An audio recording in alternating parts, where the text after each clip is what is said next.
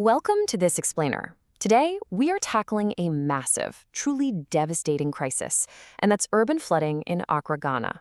But we're actually going to look at it through a lens that might completely upend how you think about laws, governance, and institutional failure pretty much anywhere in the world. We're unpacking a really paradigm-shifting op-ed published in The Property Economist by property economist Dr. Kenneth Appiah-Dankor-Hiaman. He basically explores why simply writing better laws doesn't stop disasters and what actually does. Right off the bat, let's talk about 80,000 people. That is the staggering, incredibly visceral scale of the crisis we're dealing with today. According to 2024 data from the Accra Metropolitan Assembly highlighted in our source material, over 80,000 people are currently living directly inside the Oda floodplain. This is in direct breach of existing buffer zone laws. And the result? Every single rainy season, the river overflows, entire neighborhoods drown, and families literally lose everything.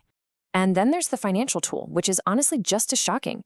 Imagine spending $200 million on a massive restoration project for the Oda Lagoon, only to watch that massive investment effectively wash right away. It's this dark irony of government spending, right? All that money, all that incredible engineering, just entirely undone. And how? Simply by resumed, unchecked human encroachment into the floodplain within just a single decade. The physical progress was completely reversed by human behavior on the ground. Which brings us to a really frustrating question. Why on earth isn't there a law against this? Well, actually there is. For 28 years, the very laws meant to stop these floods, specifically the Water Resources Commission Act of 1996, have been sitting right there on the books. The author really emphasizes the stubbornness of this failure. The laws prohibiting construction near rivers definitely exist. They just aren't being consistently enforced. Okay, let's dive into this. Back in 2009, Barack Obama stood in Accra and delivered a line that basically became political gospel. He said Africa needs strong institutions, not strong men. It sounds perfect, right? It makes total sense. But the author of our source material argues that this formulation, while rhetorically precise, is actually critically incomplete. Because when you look at managing flood zones, Ghana actually already has the institutions. Think about it. Whenever a flood happens, conventional wisdom screams for better zoning, brand new master plans, and more regulatory agencies. But here is the author's really sharp twist. Institutional design isn't the missing variable in Ghana. The institutions exist. What's actually missing is the human enforcer. Ghana has the agencies and the frameworks, but it lacks the empowered, protected individuals who are willing to actually enforce those frameworks. To really grasp this, we have to redefine a core concept. In political economy, an institution isn't just a fancy piece of paper. It is a text plus the human practice of applying it. The author brilliantly notes that a law that is routinely ignored isn't an institution at all. It's just a wish. A regulation that is selectively enforced depending on who happens to be building, well, that's just a negotiation. If you look at the architecture of Ghana's governance, they lack absolutely nothing on paper. Just run through the checklist. Legal frameworks. They have the EPA Acts from 1994 and buffer zone laws. Institutional architecture, they have a National Disaster Management Organization, an EPA, and spatial planning authorities. Technical knowledge, their universities are pumping out incredibly skilled civil engineers and urban planners. The gap here is not legislative, it's not structural, and it certainly isn't educational. So if the laws, the agencies, and the knowledge are all present and accounted for, where exactly does the system break down? The author shifts our narrative focus squarely onto the human element. This is the true anatomy of a regulatory failure. An institution, the author argues, is ultimately only as strong as the official who picks up a building enforcement file on a Monday morning and decides whether or not to ask, well, what's in it for me? And this brings us to a devastating cycle the author calls the incentive trap. Just imagine an honest planning officer who simply tries to do their job and denies an illegal permit inside a floodplain. Almost immediately, they face immense pressure from connected developers or their own higher-ups. If they stand firm, they suffer career retaliation, or they lose votes if they happen to be an elected leader. The mechanics of this current structure actively and rationally penalize honest officials for choosing the public good. To see how this can play out differently, we have to look globally.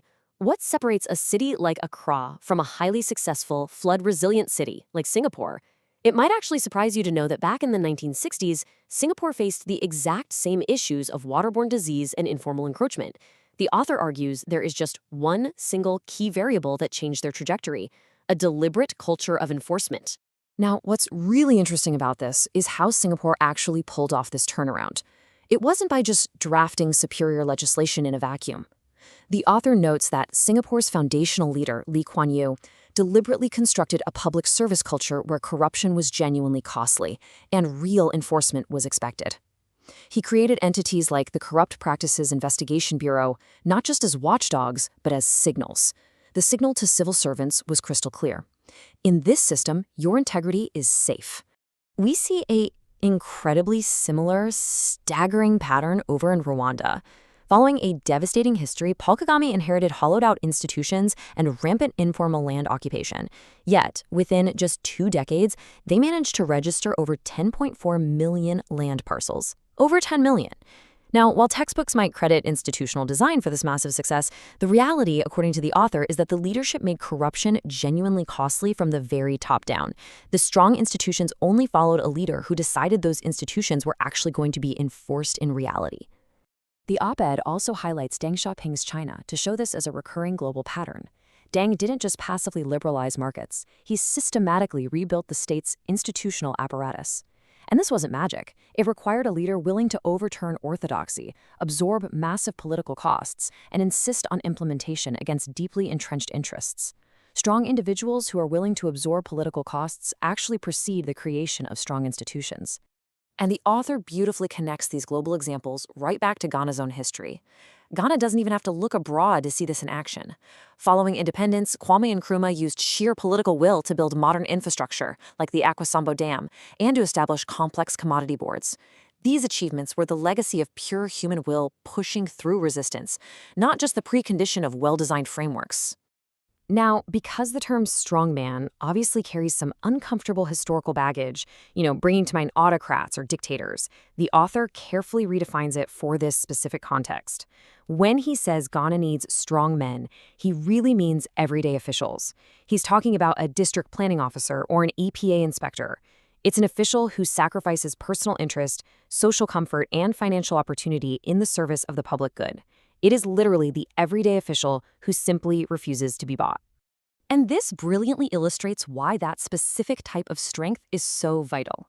Local academic studies back this up entirely. Research into the Accra Metropolitan Assembly consistently shows that the primary barrier to stopping illegal building isn't a lack of laws. It is the willingness of officials to actually execute demolition orders and prosecute repeat offenders. The legal framework is sitting right there waiting to be used. So how do we actually fix this? And really, how do we fix this anywhere in the world facing similar issues? The author outlines highly actionable solutions. It means stopping the endless commissioning of master plans and instead focusing on protecting the enforcer. We are talking about real whistleblower protections. It means providing strict security of tenure for planning staff so they can't just be fired for doing their jobs. It requires genuine prosecution of corruption and, crucially, building a public culture that actually honors the enforcement officer instead of treating them like they're just an obstacle. So the crucial point is this: true institutional design must be understood at the level of human beings. When a building inspector refuses a bribe, they need to know with absolute certainty that the law and not the wealthy donor is their ultimate employer. Their job security absolutely has to depend on their integrity, not their compliance with corrupt demands. As we wrap up this explainer, the author leaves us with a really powerful, provocative final thought. Ghana, just like so many places around the world, has the laws. They have the agencies, and they have the blueprints. The real question is, will society choose to protect and honor the everyday people who are willing to make those institutions strong? Think about how enforcement works in your own city. Thank you so much for exploring this fascinating, complex topic with me today.